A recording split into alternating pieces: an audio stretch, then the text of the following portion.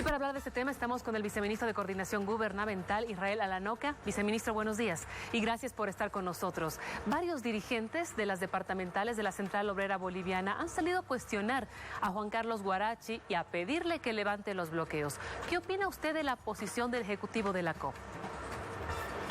Buenos días, Natalia. Un gusto estar con ustedes. Bueno, es así. Primeramente, el día de ayer, ¿no? Ya se ha promulgado esta ley de elecciones por la presidenta Yanine Áñez.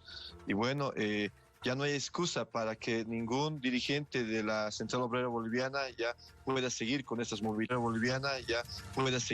movilizaciones y estos bloqueos, ¿no? Toda vez que ya se ha llegado ya a un acuerdo, incluso con un órgano de Estado, que es el legislativo, ¿no? Que ya a través de una ley ha ratificado de alguna manera el 18 de octubre como fecha de las elecciones. Por esa razón que nosotros consideramos que no existe ninguna excusa ni pretexto para que la Central Obrera siga teniendo pues algunas de sus bases movilizadas.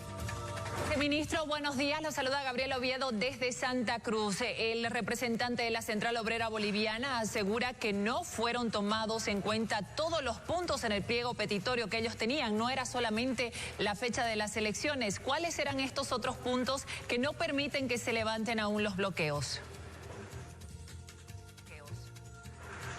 Miren, al menos el pueblo boliviano conoce que en todas las declaraciones que hizo el señor Huarachi estaba siempre presente el tema de las elecciones.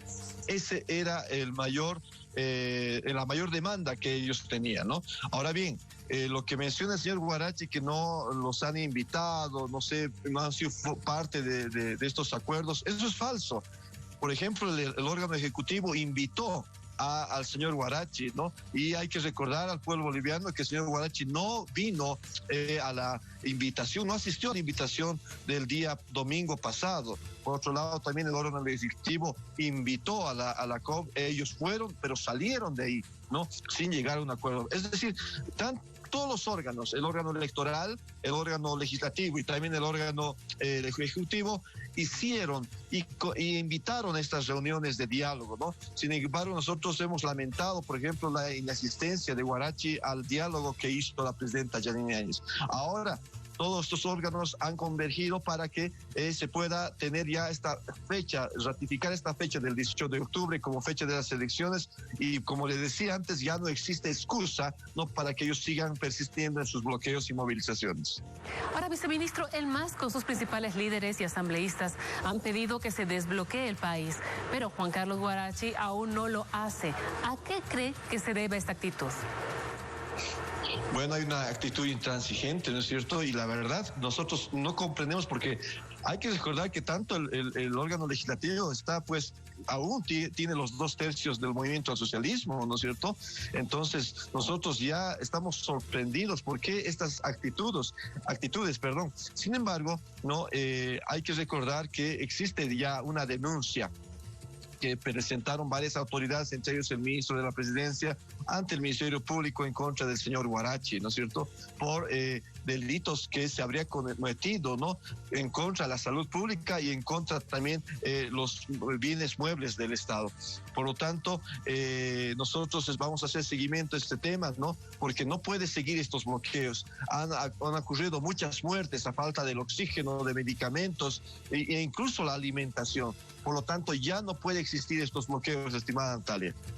Con la promulgación de esta ley de elecciones, viceministro, se muestra que están alineados el Tribunal Supremo Electoral, el Gobierno y la Asamblea Legislativa Plurinacional. ¿Esto querría decir que Huarachi se está quedando solo en su posición? Ayer eso vimos, está totalmente solo en este momento, ¿no? Y él debería ya de poner sus acciones, ¿no? Porque tiene que haber responsabilidad, hay una responsabilidad, ¿no es cierto?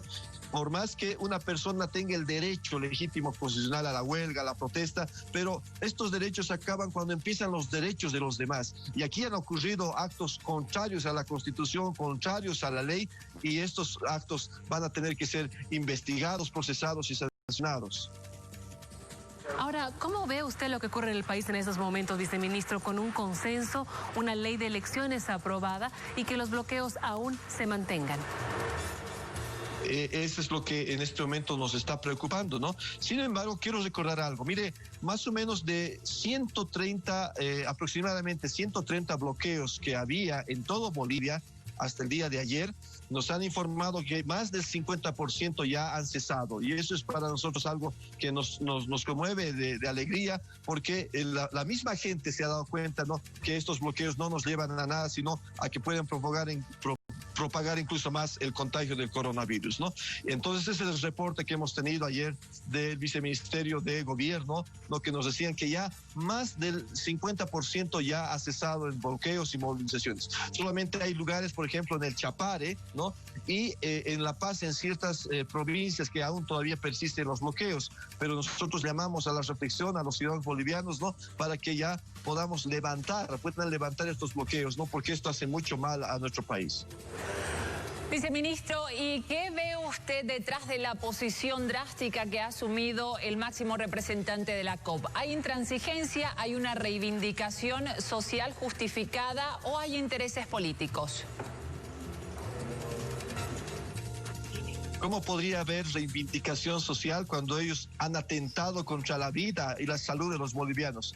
No existe reivindicación de derechos, para nada. Hay una intransigencia, ¿no?, por un lado, y por otro lado, este señor Huarachi está defendiendo los intereses del señor Evo Morales.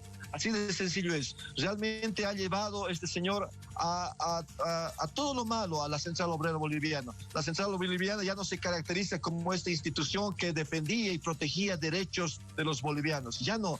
Ahora, en todos estos 14 años, se veía la COP como ya un bastión más del movimiento al socialismo. Esto tiene que cambiar. Esperamos, ¿no?, que en próximas reuniones de la Central Obrera Boliviana pueda cambiarse a todos estos dirigentes irresponsables, ¿no?, que no han llevado adelante los intereses del pueblo boliviano, de la clase obrera trabajadora, ¿no?, sino más que todo de Evo Morales. Viceministro, y para finalizar, ¿qué pasa con el bloqueo del MAS en la Asamblea Legislativa para la aprobación de los créditos de parte de organismos internacionales? ¿Con la promulgación de esta ley también se va a levantar este bloqueo? Bueno, eso ya está en manos del órgano legislativo, ¿no? Sin embargo, le comento que, hace 2 días atrás, ¿no?, la comisión de la señora Otilia Choque, la presidenta de la Comisión de Planificación Públicas, y también al ministro de Planificación, hemos asistido a esa invitación. Se ha vuelto a analizar, explicar y dar información sobre 2 créditos que nos han solicitado información, el crédito del BID y el crédito del Banco Mundial. Y nosotros hemos estado presentes allá y nosotros tenemos conocimiento que se aprobaron esos 2 créditos en la comisión. Esperamos que lo más pronto posible puedan ellos tratar en el Pleno de la Cámara de Diputados y suba al Senado para fines constitucionales de revisión. Bien, viceministro, gracias por este contacto con la revista. Buenos días para usted.